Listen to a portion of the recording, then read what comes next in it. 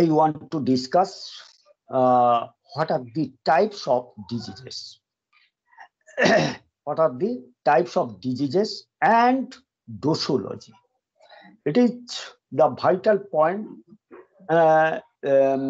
to our electrohomeopathy doctors or practitioners. ইলেকট্রোহোমিওপ্যাথি ডাক্তারদের কাছে আমাদের ইলেকট্রোহোমিওপ্যাথি যেটা সমস্যা হয় সেই হচ্ছে সেই ডিজিজের টাইপস এবং তার ডোজ সিলেকশন। এই types of diseases and dosology according to Dr. Counsiger Metti, diseases are divided into two types, mainly two types, দুটো ভাগে ভাগ করা হয়েছে। কি বললাম? According to Dr. Counsiger Metti, diseases are divided into two types. Number one, positive disease. Number two, negative disease. এবারে হচ্ছে কোন কোন ডিজিজ বা পজিটিভ ডিজিজ কাকে বলছে, what is positive disease and what is negative disease.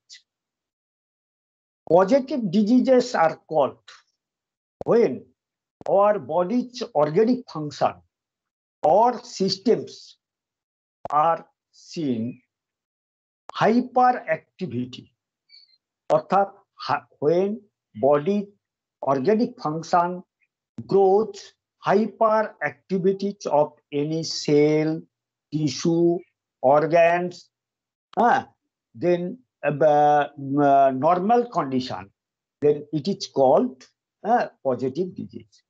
আমাদের শরীরের একটা নর্মাল কন্ডিশন আছে, নর্মাল কন্ডিশন বলছে নর্মাল ফাংশন ক্রিয়েট করে। সেই নর্মাল ফাংশনটা কি, কিছু কিছু রোগী আছে তার নর্মাল ফাংশন থেকে হাইপার হয়, আবার কিছু কিছু রোগী আছে তার নর্মাল ফাংশন থেকে হাইপো হয়, আবার কিছু কিছু পেশেন্ট আছে হাইপারও হয় কখনো, আবার হাইপোও হয় কখনো। তাহলে এই ডিরেঞ্জমেন্ট গুলোর কারণে কিন্তু রোগ সৃষ্টি হয়। একটা নর্মাল ফাংশন সম্পর্কে জানতে গেলে আমাদের প্রথমত যেটা একটা নলেজ থাকতে হবে সেটা হচ্ছে অ্যানাটমি পার্ট, 2 নম্বর হচ্ছে ফিজিওলজি পার্ট, 3 নম্বর হচ্ছে প্যাথোলজি পার্ট। যাই হোক, মোটামুটি আমরা সিস্টেমেটিক ওয়েতে সেগুলো আলোচনা করব। আমরা পরবর্তী স্যারের সঙ্গে এর আগের দিন একটা দুটা ক্লাস উনি দিয়েছেন আমাদের সত্যজিৎ বাবু, অ্যানাটমি পার্ট, ফিজিওলজি পার্ট দিয়েছেন। পরে আবার পরপর সিস্টেমেটিক ওয়েতে সেগুলো আলোচনা করা হবে। পজিটিভ ডিজিজ কি বললাম না, when the body normal condition hyper. তা আমাদের শরীরের মধ্যে যে সেল, টিস্যু, অর্গ্যান এবং সিস্টেম গুলো আছে তার একটা নর্মাল কন্ডিশন বা নর্মাল ফাংশন বিলং করছে। সেই নর্মাল ফাংশন থেকে যদি হাইপার হবে, that is called positive disease. তাহলে পজিটিভ ডিজিজ একটু মেন কি কি পজিটিভ ডিজিজ রয়েছে সেটা একটু আমাদের যদি আমরা জেনে নিই বা বুঝে নিই, সেটা কি কি না, hyperactivity of the cell, tissue, organs and systems of the body is called positive disease. This brings the positive symptoms in the body. বললাম under the positive conditions of the diseases কি কি, all types of suppuration, all types of inflammation, all types of congestion, fever, narcotic excitement, hyper tension, etcetera etcetera, এক কথায় এগুলোকে বলা হচ্ছে। এবারে হচ্ছে কি, অনেক সময় ইনফ্লামেশন হয়। ইনফ্লামেশন সে বাতের যন্ত্রণা হতে পারে, যে কোনো পেন হতে পারে, সেটা অর্গানিক পেন হতে পারে, বা কোনো সিস্টেমের মধ্যে হাইপার অ্যাক্টিভিটি হতে পারে। এটাকে পেন বা ইনফ্লামেশন আকারে দেখা দিতে পারে। আবার বলছে কি কনজেশন, সেখানকার সার্কুলেশনটা যদি কনজেশন হওয়ার ফলে হাইপার অ্যাক্টিভিটির ফলে কনজেশনও এসে যায়। সেখানে বলছিলাম স্যাঙ্গুইন টেম্পারামেন্ট পেশেন্টের ক্ষেত্রে, হ্যাঁ, যখন due to corruption of blood সেখানে অনেক সময় কনজেশন হয়।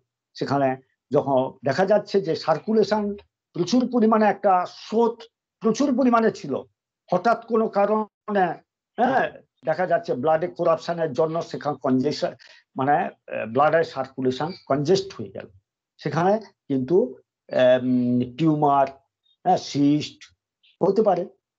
হ্যাঁ, আবার লিম্ফ করাপশনের জন্য টিউমার, সিস্ট, ফাইব্রয়েড টিউমার ইত্যাদি ইত্যাদি দেখা দিতে পারে। তাহলে ডিউ টু করাপশনের, ব্লাড করাপশনের জন্য এগুলা কনজেশন দেখা দিতে পারে, ডিউ টু করাপশন অফ লিম্ফের জন্য হতে পারে, বোথ কজেস। আবার বলছে কি ফিভার, এটা হচ্ছে নার্ভাস সিস্টেমে বেশি সিমটম দেখা যায়। হঠাৎ জ্বর হল, হঠাৎ কালকে মুক্তার ফোন করলো যে স্যার এইরকম আমার মেয়ে বাড়ি থেকে ফোন করেছে, জ্বর হয়েছে। জ্বর হয়েছে মানে কি, যে কোনো কারণে সে হঠাৎ কোল্ড অ্যাফেকশনের জন্য হতে পারে বা ভাইরাল অ্যাফেকশনের জন্য হতে পারে, ঠান্ডা লেগে হতে পারে, তার নার্ভাস সিস্টেম ইরিটেট হয়েছে। যখনই ইরিটেট হয়েছে তখনই সেখানে আমরা কি, মেডিসিন দিলাম। সে মেডিসিনটাকে কিভাবে সিলেকশন করছি কি ব্যাপার, তখন আমরা তার সিলেক্টেড অর্গানের উপরে মেডিসিন, ধরো F1 দিলাম, তার সার্কুলেটরি সিস্টেমের উপরে অ্যানজিড গ্রুপের মেডিসিনকে আনলাম, তারপর সেল সিস্টেমকে কন্ট্রোল করার জন্য সেলুলার মেডিসিন আনলাম মেন। তারপরে অন্যান্য অর্গানিক ফাংশন কি রয়েছে না রয়েছে সেগুলোকে সেটা চুজ করে সেটাকে করবে। এই মেডিসিন তিনটাকে এবারে ডাইলুশন কি দিব, ডাইলুশন সেখানে আমরা যখন hyper activity of any organ, cell, tissue and system, then we may use negative dilution. Negative dilution means high dilution. ঠিক আছে, ডাইলুশনের কথাটা পরে আসছি একটু, তবুও এখানে প্রসঙ্গক্রমে আমি বলে দিলাম। তখন কতটা দিব সেই ডাইলুশন বা ডোজ, কতটা আমি সিলেক্ট দিব, একটা বয়স, তার পেশেন্টের বয়সটা কত, তার হাইজেনিক কন্ডিশনটা কত, সেটাকে লক্ষ্য করে আমরা ডোজ এবং ডাইলুশন সিলেকশন করব। হাইপার টেনশন, এক্সাইটমেন্ট, এটা দুটো একই মধ্যে এর মধ্যে পড়ছে, পজিটিভ কন্ডিশন অফ ডিজিজের মধ্যে পড়ছে। একটা পেশেন্ট যখন আমাদের কাছে চেম্বারে এলো, সে below 10 years and upper 10 years. তা বিলো 10 ইয়ার্স এর ক্ষেত্রে আমরা তার পালস বিট দেখবো, হার্ট বিট দেখবো, রেসপিরেশন দেখবো, দেখে আমরা একটা অনুমান করব সে পেশেন্টের ডিজিজ কন্ডিশনটা হাইপার না হাইপো। আবার যদি আপার 10 ইয়ার্সের ঊর্ধ্বে যদি হয়, তাকে আমরা কিছু কিছু ক্ষেত্রে পালস বিট, হার্টবিট, রেসপিরেশন সেটাকেও দেখব, তার সঙ্গে সঙ্গে প্রেসার চেক করব। সেখান থেকে প্রয়োজন হলে প্যাথোলজিক্যাল ইনভেস্টিগেশন করেও আমরা দেখে নিব, সেখান থেকে অনুমান করব। ইন দিস কন্ডিশন, এই কন্ডিশনের ক্ষেত্রে litre dose of medicine should be used. এই কন্ডিশনের ক্ষেত্রে নেগেটিভ ডাইলুশন তো দিবই, তার সঙ্গে সঙ্গে তার পোটেন্সিটাকে আরো হাইপার করে দেওয়ার জন্য লিটার ডাইলুশন দিতে পারে। আমি যেমন কালকে মুক্তারকে বলে দিলাম যে এটা 30 ml ডিস্টিল ওয়াটারের বয়সটা কম, 3 বছর 4 বছর না 5 বছর বলেছিল। সেই পেশেন্টকে আমি বললাম তুমি 10 ডাইলুশন দাও।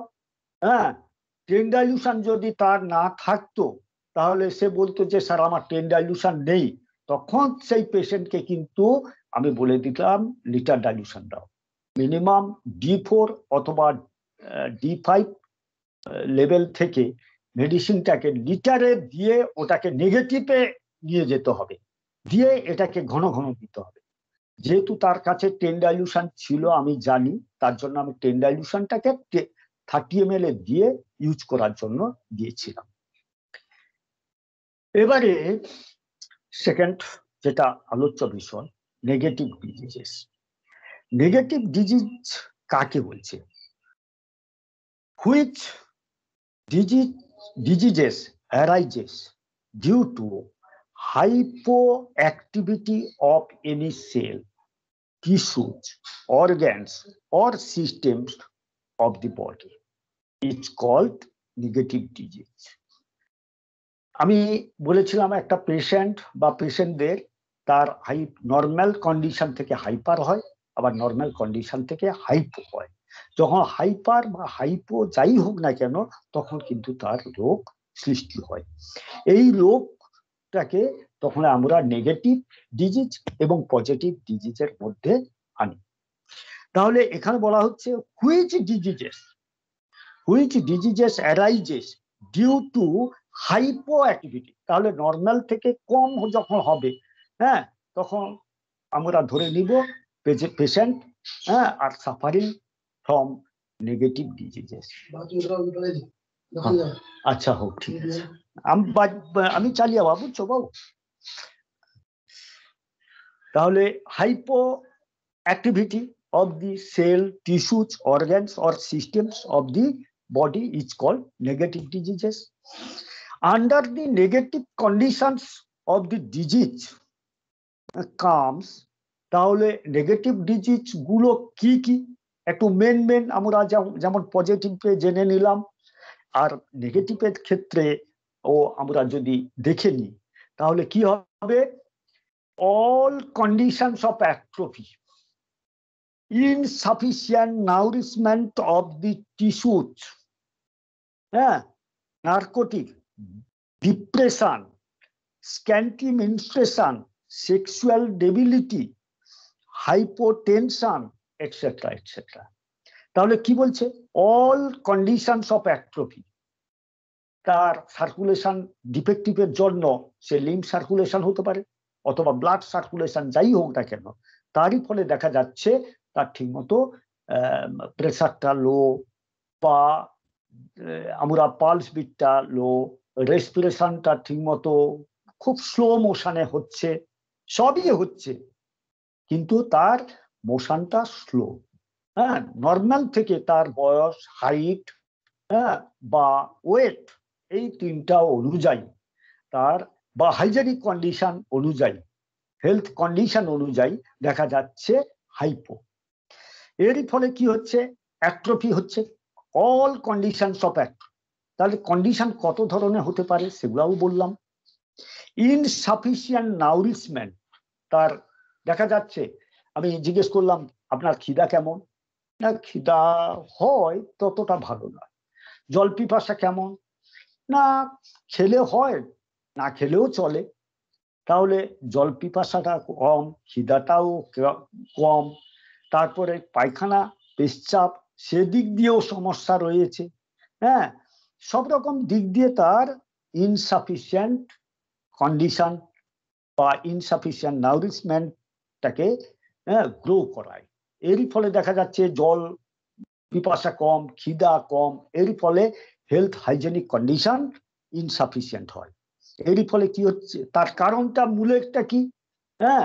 না insufficient nourishment of tissues, cell, organs and systems.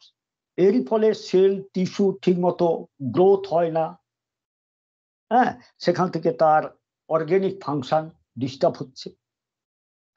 Narcotic depression, দেখা এই ধরনের পেশেন্ট দুটোই ক্ষেত্রে, সে পজিটিভ ডিজিজের ক্ষেত্রেও নার্কোটিক ডিপ্রেশন হয়, আবার নেগেটিভ ডিজিজ যে সমস্ত রোগীরা ভুগছে তাদের ক্ষেত্রেও নার্কোটিক কন্ডিশন দেখা যায়। নার্কোটিক মানে কি? Mental depression.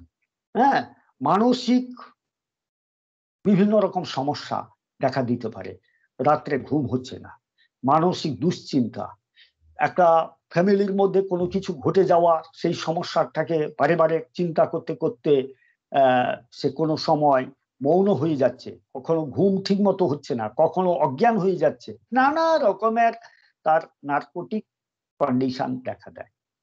ঠিক আছে, এই ধরনের পেশেন্টের ক্ষেত্রে স্ক্যান্টিয়াম ইনফ্লেশন, মায়েদের ক্ষেত্রে পিরিয়ডের খুব সমস্যা দেখা দেয়, আর সেক্সুয়াল ডেবিলিটি, যৌন রোগের সমস্যা দেখা দেয়, সেক্সুয়াল সমস্যা দেখা দেয়, সেক্স অনেক সময় কমে যায়, হ্যাঁ, এই ধরনের।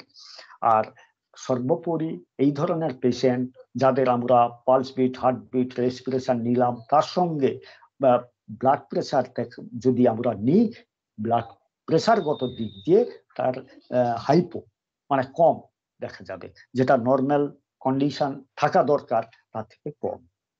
In this condition strong dose of the medicine should be used. এই ধরনের পেশেন্টদের ক্ষেত্রে কিন্তু আমাদের যে ডোজটা দিব, স্ট্রং ডোজ আমাদের দিতে হবে। তাহলে এসে যাচ্ছে আমাদের কি না, what are the strong dose, what are the middle dose, what are the lighter dose, এটা এবারে আমাদেরকে জানতে হবে। According to electrohomoeopathy and as per Dr. Counselor Mehti, doses are divided into 3 categories.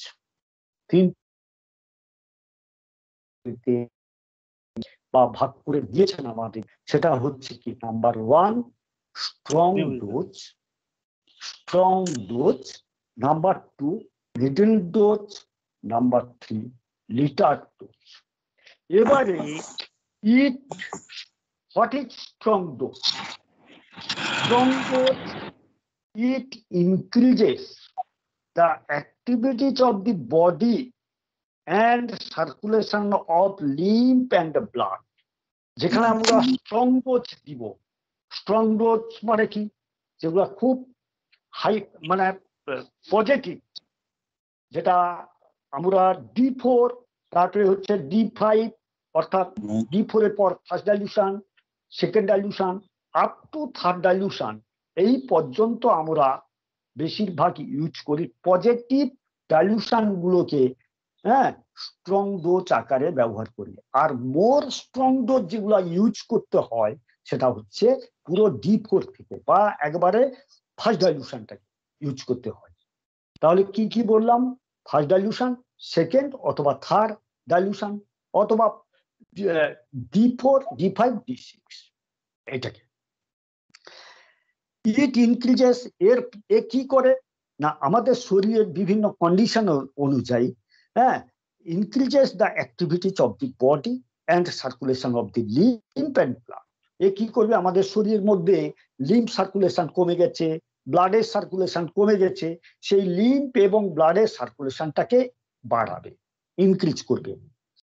It excretes the waste products from the body in the form of sweat, urine, stool, even in the form of eruption over the skin.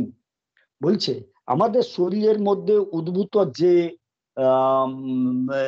Waste product গুলো, waste product থাকলেই তো রোগের সৃষ্টি হয়, সেই waste product গুলোকে বের করে স্ট্রং ডোজ যখন আমরা দিব, সেটা কিভাবে দেয়, সোয়েট আকারে, ঘাম আকারে, ইউরিন আকারে, স্টুল আকারে, অথবা যে কোনো ধরনের স্কিনের ইরাপশন আকারে বের করে দিবে। So this dose should be used in atrophy of the muscles, rickets, amenorrhoea, constipation, hypotension, etcetera etcetera. কি বলছে, এই রোগগুলো আমরা মেন কোন কোন রোগের ক্ষেত্রে ইউজ করব স্ট্রং ডোজ? বলছে যেখানে মাসকুলার অ্যাট্রফি রয়েছে, হ্যাঁ, আবার রিকেট, আবার অ্যামেনোরিয়া, অ্যাবসেন্স অফ মেনস্ট্রুয়েশন মায়েদের ক্ষেত্রে, কনস্টিপেশন, হাইপোটেনশন, লো প্রেসার মধ্যে পালস বিটও লো, হার্টবিটও লো, আবার রেসপিরেশনও লো, প্রেসারও লো, সব রকম এটসেট্রা। এবারে চলে আসছে মিডল ডোজ। এটা গেল স্ট্রং ডোজ গেল। মিডিল ডোজ কি কোথায় দিব না, this dose less changes the physiological and pathological conditions of the body at all. কিছু কিছু রোগী আছে, সে দেখো আমি হাই ডাইলিউশনও দিয়েছি বা লো পোটেন্সিও দেওয়া হয়েছে, হ্যাঁ, অর্থাৎ স্ট্রং ডোজ দেওয়া হয়েছে, আবার নেগেটিভ ডাইলুশন বা লিটার ডাইলুশন করেও দেওয়া হয়েছে, সেখানে কিন্তু অনেক সময় পেশেন্টের চেঞ্জ হয় না।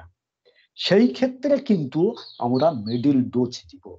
সেই জন্য বলছি কি, this dose less changes the physiological and pathological conditions of the body at all. তাদের ক্ষেত্রে ফিজিওলজিক্যাল, অনেক সময় ফিজিওলজিক্যাল চেঞ্জ একই অবস্থায় থাকছে, প্যাথোলজিক্যাল চেঞ্জও ঠিক হচ্ছে না, অথবা অথচ সে একটা যে কোনো একটা রোগের মধ্যে ভুগছে। সেই ক্ষেত্রে আমরা মিডল ডাইলুশনটা কি, সেখানে ধরো আমরা একটু বলে দিয়ে যাই, ধরো 5th বা 6th dilution up to 10 dilution, সেখানে কিন্তু আমরা দিব মিডল ডাইলুশন, এই ডাইলুশন গুলোকে। এবারে চলে আসছে লিটার ডোজ। লিটার ডোজ গুলো কি, তার অ্যাকশনটা কি আগে দেখে নি।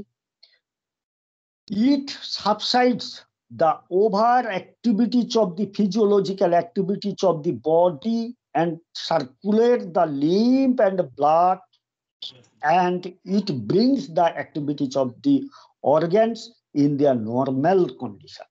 আমাদের শরীরের মধ্যে যে একটা নর্মাল কন্ডিশন রয়েছে, নর্মাল কন্ডিশন থেকে যখন হাইপার হয় তখনই আমরা একটু নেগেটিভ ডাইলুশন দিই, মানে হাই ডাইলুশন। এই হাই ডাইলুশন আমরা 10 and above ডাইলুশন আমরা ইউজ করতে পারি, অথবা কোনো কোনো ক্ষেত্রে যদি আমাদের কাছে 10 বা হাই ডাইলুশন না থাকে বা শেষ হয়ে যায়, সেখানে কিন্তু আমরা লিটার ডাইলুশন। আবার থাকলেও আমরা কিছু কিছু রোগের ক্ষেত্রে লিটার ডাইলুশন দিয়ে, হ্যাঁ, মোর নেগেটিভ কন্ডিশনটাকে, অর্থাৎ হাইপার ফাংশনটাকে, হ্যাঁ, সে সেল, টিস্যু, অর্গ্যানস অর সিস্টেমের যে হাইপার ফাংশনটাকে নর্মাল কন্ডিশনে আনার জন্য লিটার ডাইলুশন ইউজ করি। So this dose should be used in obesity, bleeding, hypertension, watery discharge of any parts of the body, wounds, cancer, inflammation, etc. etc. তাহলে এই ধরনের পেশেন্টের ক্ষেত্রে, বিশেষ করে যাদের ওবেসিটি হয়ে গেছে, প্রচুর পরিমাণে ব্লিডিং হচ্ছে, প্রচুর পরিমাণে হাইপার টেনশন দেখা দিচ্ছে, watery discharge of any part of the body, শরীরের বিভিন্ন অর্গানের থেকে যদি ওয়াটারি ডিসচার্জ অথবা কোনো ব্লিডিং টেন্ডেন্সি থাকে, সেখানেও হতে পারে, উন্ডস হতে পারে, ক্ষত, ক্যান্সার হতে পারে, এনি টাইপ অফ ইনফ্লামেশন হতে পারে, এটসেট্রা এটসেট্রা। এই ধরনের ক্ষেত্রে তাহলে আমরা লিটার ডাইলুশন বা লিটার ডোজ, লিটার ডাইলুশন তো হয় না, লিটার ডোজ হয়। সব মেডিসিনে তো লিটার ডাইলুশন করা হয় না, বা কোনো কোম্পানি করে না। নিজেদেরকে লিটার করে আমরা রোগীকে দিতে পারি। যে কোনো মেডিসিন রোগের ক্ষেত্রে আমরা 1 লিটার জলে সেটা ড্রপ দিয়ে 100টা স্ট্রোক দিয়ে সেটাকে লিটার করে, লিটার ডোজ করে সেটা পেশেন্টকে দেওয়া হয় খাওয়ার জন্য। এই হচ্ছে আমাদের ডোজ বা ডোসোলজি সম্পর্কে আলোচনা করলাম। এই ক্ষেত্রে